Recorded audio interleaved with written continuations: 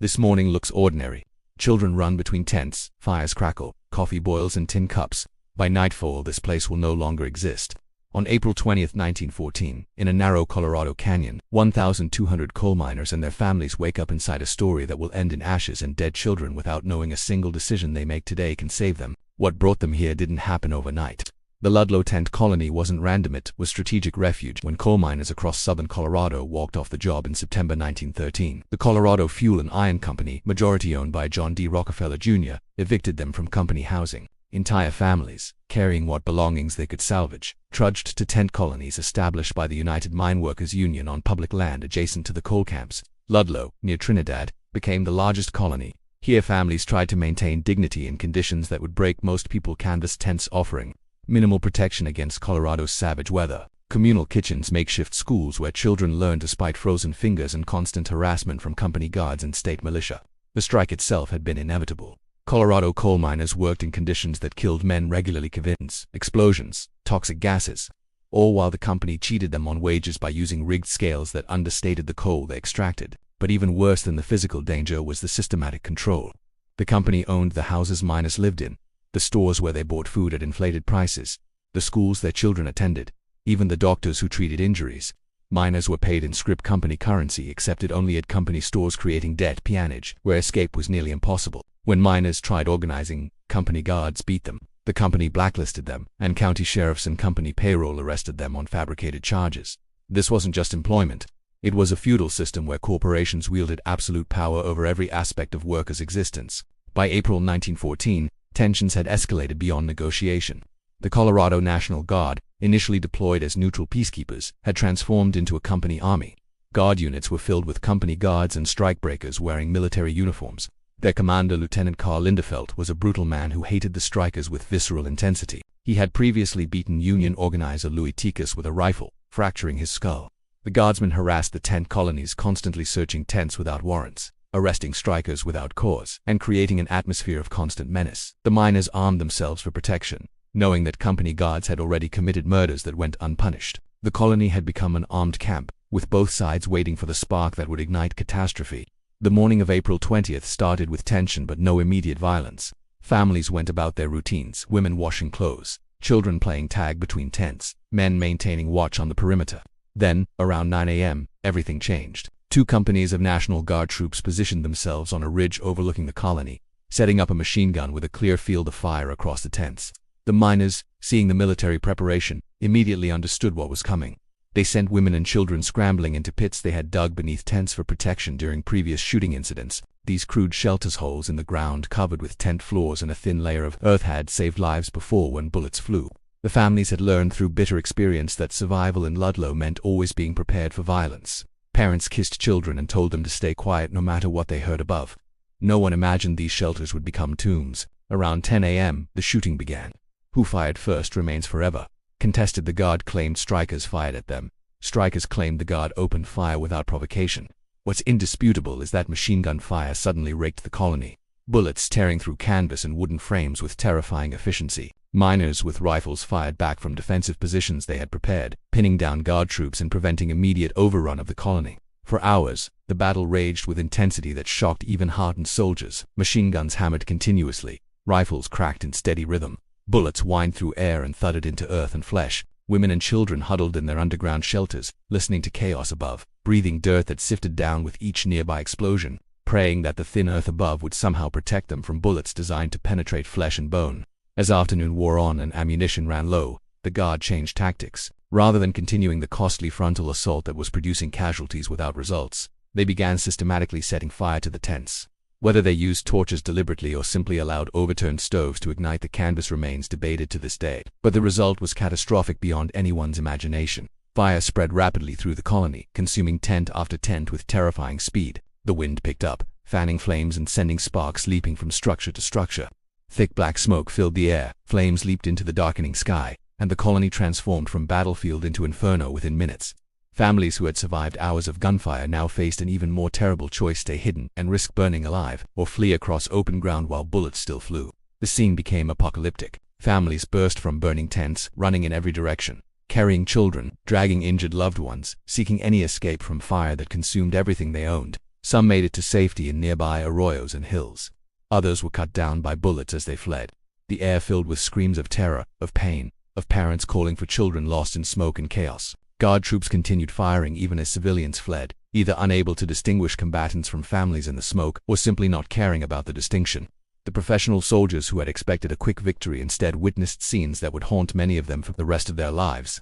Louis Tikas, the Greek immigrant who had emerged as the strike leader at Ludlow, tried desperately to negotiate a ceasefire to allow civilians to evacuate safely. He approached guard positions under what he believed was a flag of truce, hoping that military honor would trump corporate hatred long enough to save innocent lives. The guard troops, rather than accepting his surrender or negotiating evacuation, captured Tikas and 2 other strikers who had accompanied him.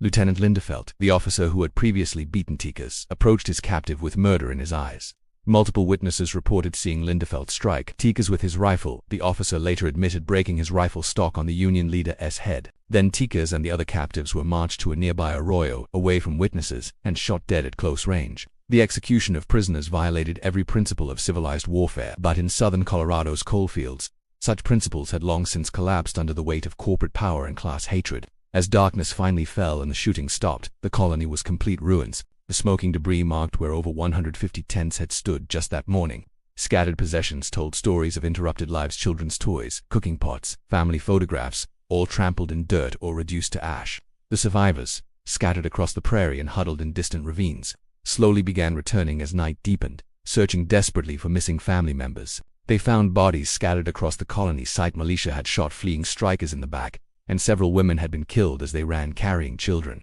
But the worst discovery came the next morning as dawn broke over the devastation.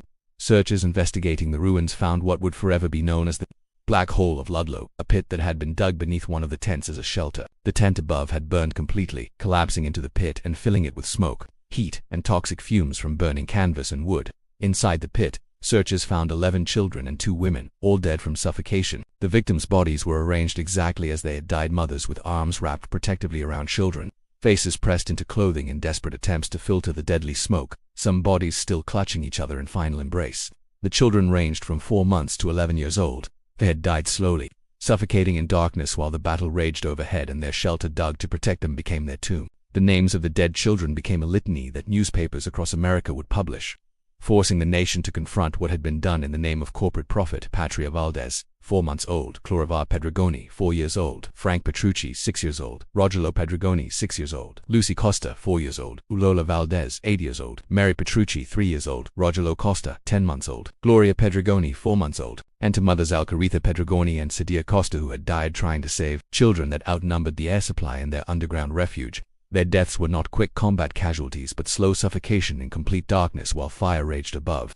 The discovery transformed what might have been remembered as just another violent labor dispute into a moral catastrophe that demanded answers and accountability. Photographs of the tiny bodies lined up outside the pit where they had died were published in newspapers across America. Even publications that had been sympathetic to corporate interests in the strike found themselves unable to justify or explain away the killing of infants and children.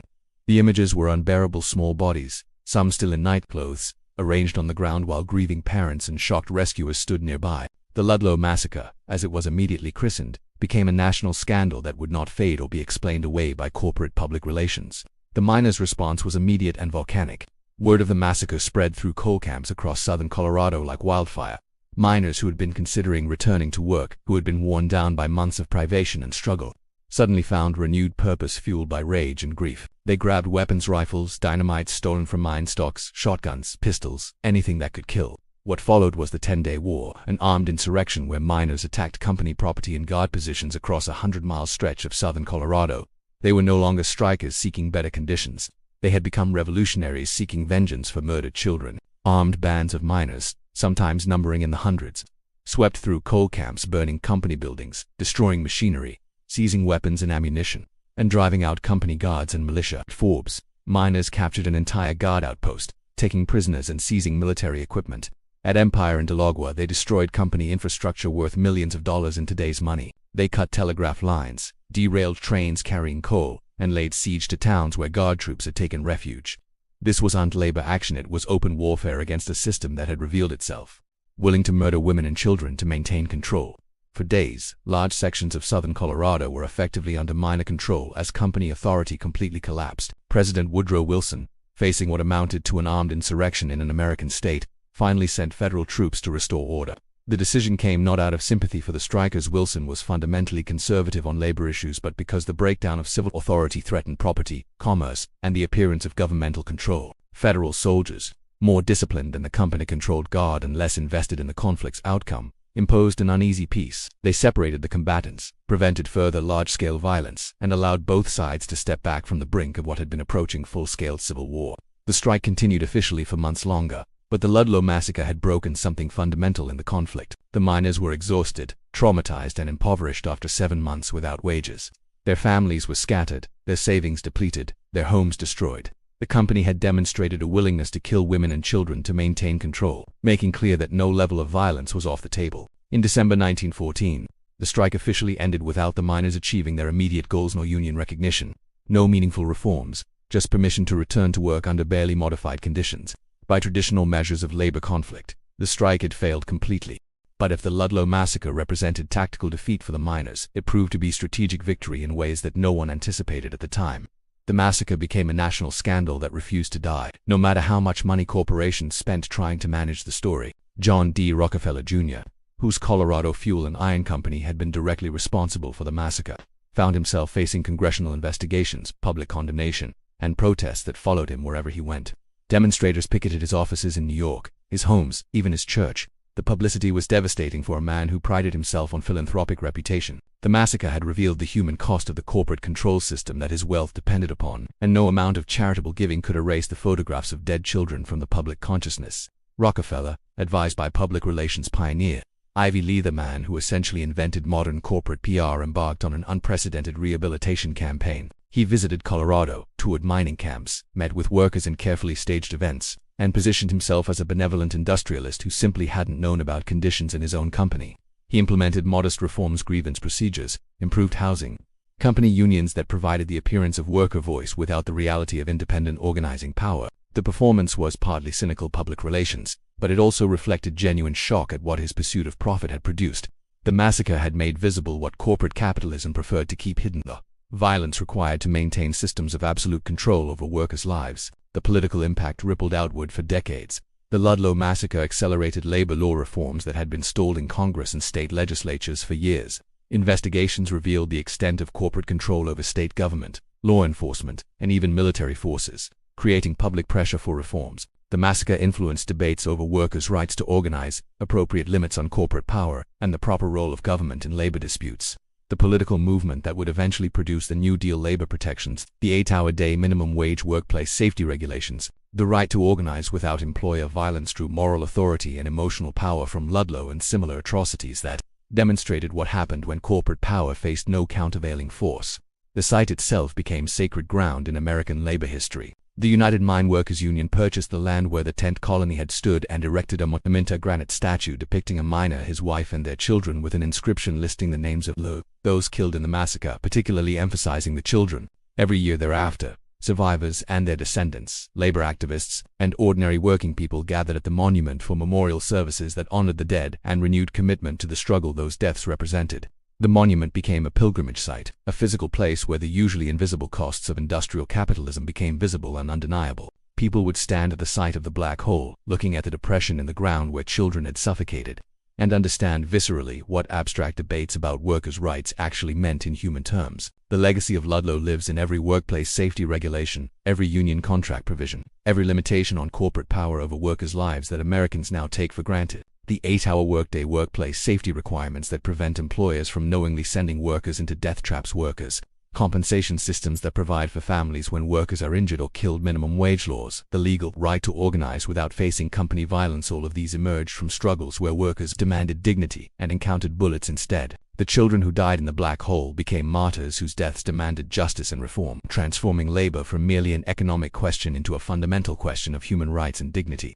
Today, driving through southern Colorado's former coalfields, you pass ghost towns where mining camps once stood. The coal seams are mostly exhausted, the companies long gone, the workers' descendants scattered across America pursuing opportunities that their great-grandparents could barely imagine. But at Ludlow, The monument remains, standing in isolation on windswept prairie that looks much as it did in 1914. It marks the spot where American capitalism's brutality became impossible to ignore, where the fiction that company and worker interests naturally aligned collapsed in flames and gunfire, and where the American labor movement found martyrs whose memory would sustain decades of struggle for justice. The massacre revealed that the American promise of opportunity and fair treatment was a lie for workers trapped in company towns, but their resistance, even in defeat, helped create a future where such absolute corporate tyranny would no longer be tolerated.